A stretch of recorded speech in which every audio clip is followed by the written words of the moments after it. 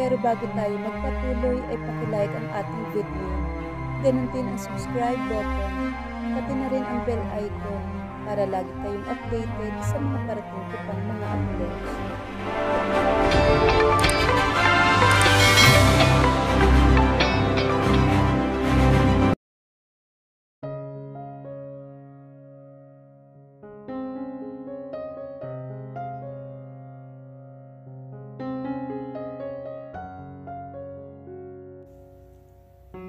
Magandang gabi po, Senyorita Isabel. Nasa loob na po sina Senyor Lucas at Senyora Anita. Bati sa kanya ng guard na bumukas ng gate at pinapasok siya sa loob. Simpleng salo-salo at simpleng bestida din lamang ang suot niya. Naghintay na nga ang dalawa sa loob at sumaya ang mukha ng mga ito na makita siya. Niyakap siya kaagad ng biyana nang lumapit siya sa mga ito. Thank you at pinagbigyan mo kami, Isabel. Tara na sa dining area. Hindi pa kompleto ang putahe pero umupo na tayo. Maghintay na lamang. It won't take long lang naman. Uwi ka naman ang Senyora Anita sa kanya. Nakahawak ang kamay nito sa baywang niya at inakay siya papuntang dining area. Kumusta ka na, Iha? Tanong ni Papa El sa kanya. Kitang-kita niya ang pag-alala sa mukha nito. Ngumiti naman siya. Pilit na pinakikita sa mga ito na kaya na niya. Lalo na't ngayon na magkakaanak na siya. Ay unti-unti na siyang bumabangon mula sa pagkakalugmok. Pinilit niyang bumangon. Kahit sariwa pa naman ang lahat. Matatag siya, oo. Pero ang ganitong klaseng sakit ay hindi basta-basta mabubura sa puso niya. Kailangan dapat ng panahon. I'm okay, Papa El. Huwag na po kayo mag-alala. Nakakapag-move on na po ako. Sambit niya sa mga ito kahit 50% pa lamang ang development ng pag-move on niya. Well, that's good, Iha. Ewan ko ba riyan kay Leo, pero I think he is already learning his mistake. Uwi ka ni Papa El sa kanya, at alam na niya kung ano ang ibig sabihin nito. Hello everyone! Bati ni Karen na nilapitan silang lahat at hinalikan sa pisngi. Ngumiti siya sa nag-iisang prinsesa ng mga Del Carmen. Wow sis, you look so stunning as always. Puri naman ito nang makita siya. Ikaw naman sis. Ikaw pa sana ang pupurihin ko, inunahan mo lang naman ako. Nakangiting wika niya rito. Umupo ito sa tabi niya at kinumusta siya. Kagaya kanina ay sinabi niyang okay lamang siya. Hindi naman nagtagal ay dumating na rin si Lax galing pa raw ito ng Cebu. You look so devastated, bro. What happened in Cebu? Tanong naman ni Karen sa kapatid. Umiling lamang si Lax at saka naupo na rin sa tabi ng ina. While si Papa El ay nakaupo sa dulo. May seafoods pa. Hintay na lang natin na maluto, okay? Sabad naman ni Senyora Anita. Tumango naman sila. Hindi naman nakakainip kasi kaaya-aya ang chika nila ni Karen. Mga anak, alam nyo naman siguro kung bakit namin kayo tinawagan para sa special dinner na to, right? Matatagalan kami ng mami ninyo sa abroad. We are eyeing for a big company abroad. The biggest one compared sa nasa Pilipinas and US. Siguro years pa bago kami bumalik ulit rito sa Pilipinas, kaya this moment will be special for us. Mahabang salaysay ni Papa El. Mamimiss namin kayong lahat. Hangad nga namin na sana ay katulad pa rin ng dati ang ating pamilya. Dagdag naman na sabi ng mami niya. Dad, Kuya's coming. Tinawagan ko siya. Huwag naman po sana nating kalimutan si Kuya. Remember, isa siya sa mga nagtitrain sa amin ni Karen hanggang sa marunong na kaming tumayo sa aming mga sariling paa pagdating sa negosyo. Dad, Kuya is the blood and flesh also of our company. At masakit ang ginawa mo sa kanya. Hanggang kailan, Dad? Gusto mo bang makitang gumagapang ang isang Del Carmen sa lupa? Kailangan pa ba niyang magmakaawa sa mga negosyante para lamang tanggapin ang pagkikipagsosyo niya? Mahabang sambit ni Lax sa ama. Lax, buhay pa ako. Hayaan mo munang ako ang magdesisyon sa mga bagay pagdating sa inyo.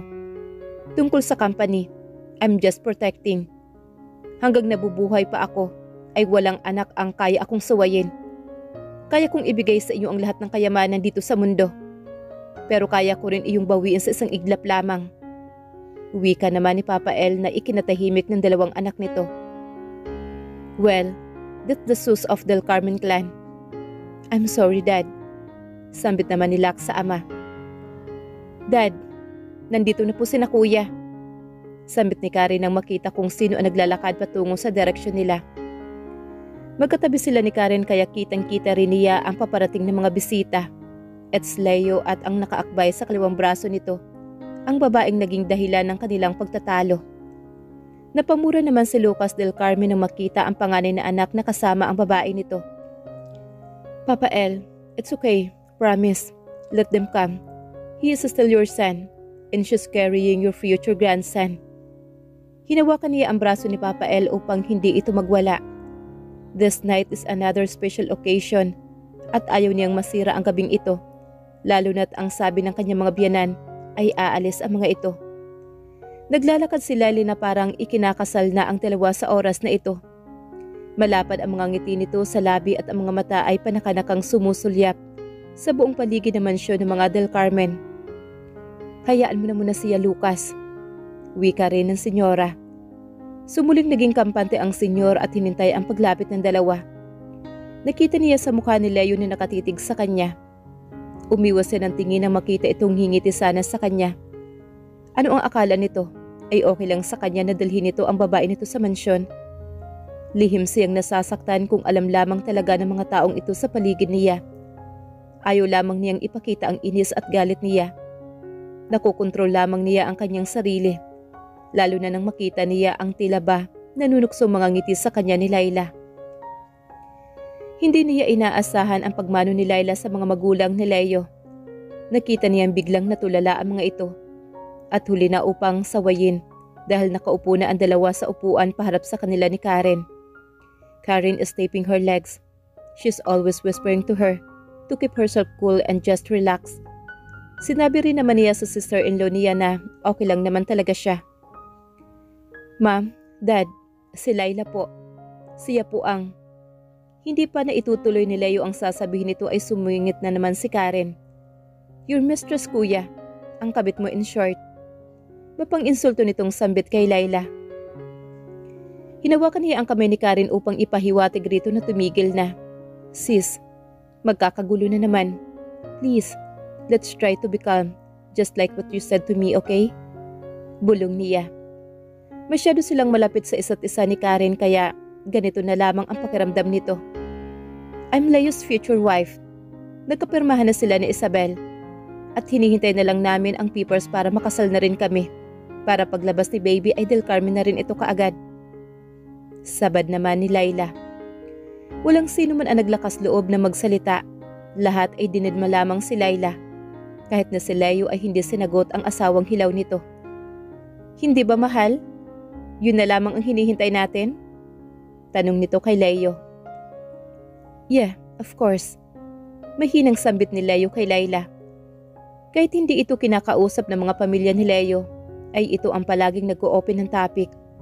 Siya naman ay inoobserbahan lamang ang dalawa.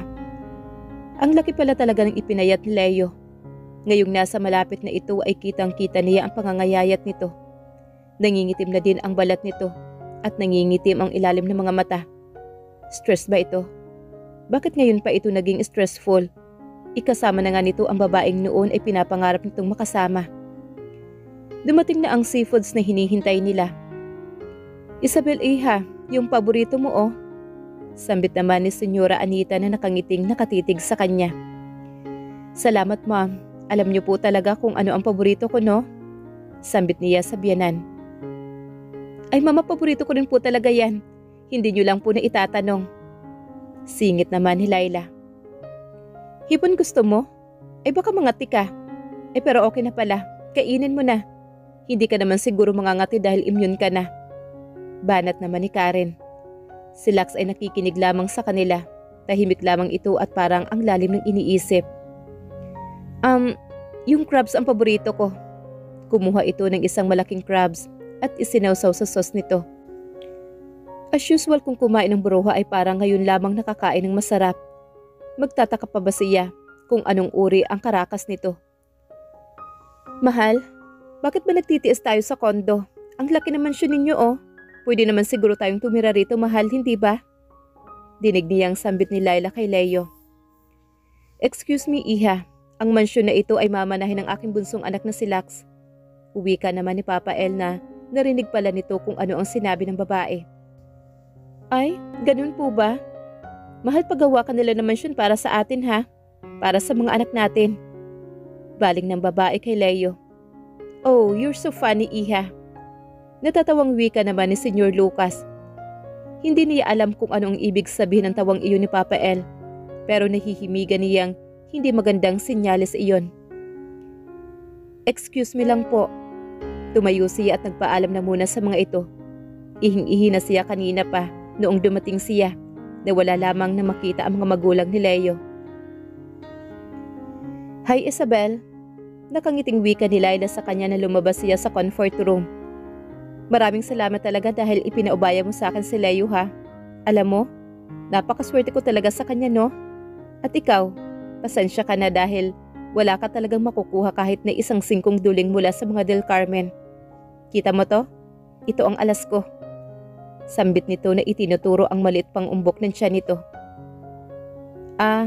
Yun lang ba? Sige. Pasalamat ka dahil may utak ako. Dahil kung wala, baka matagal ka nang nadispatcha ng asawa mo. Huwag ka magpasalamat sa akin dahil hindi pa tayo tapos. Aniya rito. And para sabihin ko sa'yo, hindi bagay ang sapatos mo sa outfit mo. Uwi ka niya at bigla itong tinalikuran. Ngunit bigla siya nitong hinila sa may kusina. Ano ba? Tumigil ka nga. Alam mo ayaw kitang patulan, Layla. Hiyaw niya sa babae. Mahal mo pa si Leo, hindi ba? Inaakit mo pa rin siya hanggang ngayon, hindi ba Isabel? Nagpagupit ka at nagpaganda para bumalik siya sa'yo, hindi ba? Yun ang katotohanan, Isabel. Bintang nito sa kanya. Nababaliw na ba ang babaeng ito? Ano ba yung sinasabi mo?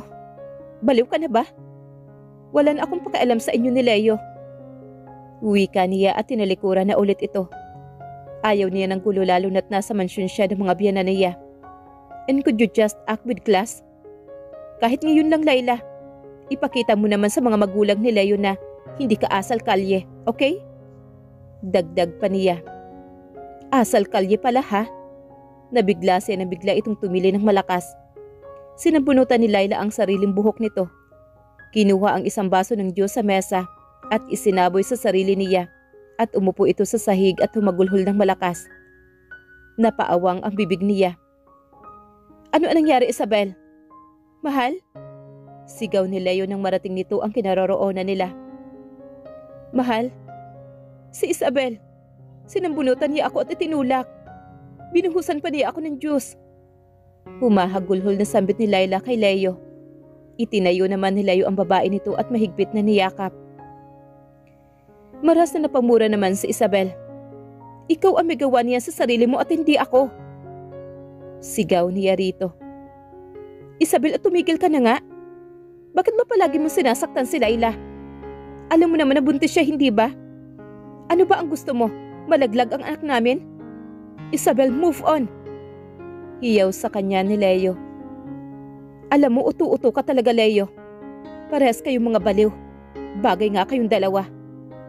Hiyaw niya at nilalikuran na ang dalawa. Seriously? Pinagbintangan pa siya ng mga ito sa bagay na hindi niya ginawa. Parang tambol ang dibdib niya sa lakas ng tibok ng puso niya. Hinawakan niya ang tiyan niya para pakalmahin ang sarili. Are you okay, Isabel? Tanong sa kanya ni Karen na makabalik na siya sa mesa. Ikinuwento niya rito ang nangyari kanina. Hindi na rin bumalik sina Leo at ang babae nito. Siguro ay umakyat ang dalawa sa elevator na mansyon upang makapagpalit ng damit ang babae nito. Napailing na lamang siya. Bulag na ba si Leo para hindi nakita at maramdaman ang tunay na ugali ng babae nito? Dumaan sina Leo at Layla sa elevator na nasa tabi lamang ng kitchen patungo sa ikalawang palapag na mansyon. Ipinasok niya ito sa dating kwarto niya at itinuro sa baba ang malaking aparador ng damit niya. Basang-basa si Layla at kalat ang buhok nito. Take a shower if you want, para maging komportable ka, mahal. Wika niya sa babae. Sige, salamat, mahal ha. Alam mo, sana pwede tayong tumira rito. Kausapin mo naman ang dad mo, mahal. Anito sa kanya habang hinuhubad niya ang bestidang suot. Sinabi na niya sa youth na hindi tayo pwede dito, Layla. Sagot naman niya. Ay iba naman pala talaga ang daddy mo. Ang laki-laki na mansyon to para makitira lang ay hindi talaga pwede. Dagdag pa ulit nito. Layla, mansyon nila mami ito. Narinig mo naman siguro kung ano ang sinabi niya, hindi ba? Kay Lax ipapamana ang mansyon na ito. Hindi ba? Muli niyang sambit rito. Isayo, anong ipamamamana nila? Parang unfair naman ata ang daddy mo sa'yo, mahal. Bakit puro mga kapatid mo na lang ang swerte sa mga mamanahin ito? Hindi naman sa ganon. Isa pa rin akong Del Carmen at panganay nilang anak. Kaya may mamanahin ako. Seryoso niyang sambit. Teka, if you want to take a shower, pumasok ka na sa bathroom at baka naiinip na sila sa paghihintay sa atin. Sambit niya dito. Lumabas siya ng kwarto niya at naglibot muna sa paligid ng pangalawang palapag ng bahay nila hanggang sa nakarating siya sa control room ng mansyon. Tila may gumagambala sa kanya. Parang ang hirap paniwalaan ni Layla na magagawa ni Isabel ang bagay na iyon kanina. Kanina habang iniinsulta niya si Isabel, ay nakikita niya ang sakit sa mga mata nito. Bakit tila may tumutusok rin sa puso niya nang makita ang mga mata ng dating asawa. Inulit niya ang video. Lahat ng kwarto ng mansyon ay may CCTV. He just wanna make sure kung totoo nga ang sinasabi ni Layla. Lately ay pansin niyang iba ang ikinikilos nito. Lalo na sa kanina when she asked him about his inheritance. Ni isang beses ay hindi niya narinig kay Isabel ang tungkol sa mamanahin niya. Hindi ito nagtanong o nagpakita ng interes sa mga ari-arian nilang mga Del Carmen. At nakita nga niya. Kitang-kita niya ang pag-aabang ni Layla kay Isabel mula sa CR. Nag-uusap ang dalawa while Isabel is just so calm and relaxed. Tumalikod na sana si Isabel. Ngunit hinila ito ni Layla patungong kitchen. At doon na nga niya nakita kung paano nito sinambunutan ang sarili. Binuhusan ng Diyos ang sarili at lumapag sa sahig na mag-isa. At dumating na nga siya at nagbitaw ng mga salita kay Isabel. At tumalikod si Isabel at naiwan silang dalawa sa kusina. Napaupo siya sa monoblock chair. How can he be so stupid? Bakit nagawa ni Layla ang bagay na iyon? Pinagbintangan pa nito si Isabel na nagtangka ng masama rito. Tumayo siyang muli at saktong nakabihis na si Layla na madatnan niya ito. May nahanap itong t-shirt at cotton shorts na unisex. Umupo siya sa kama at pinagmamasdan lamang ang babae.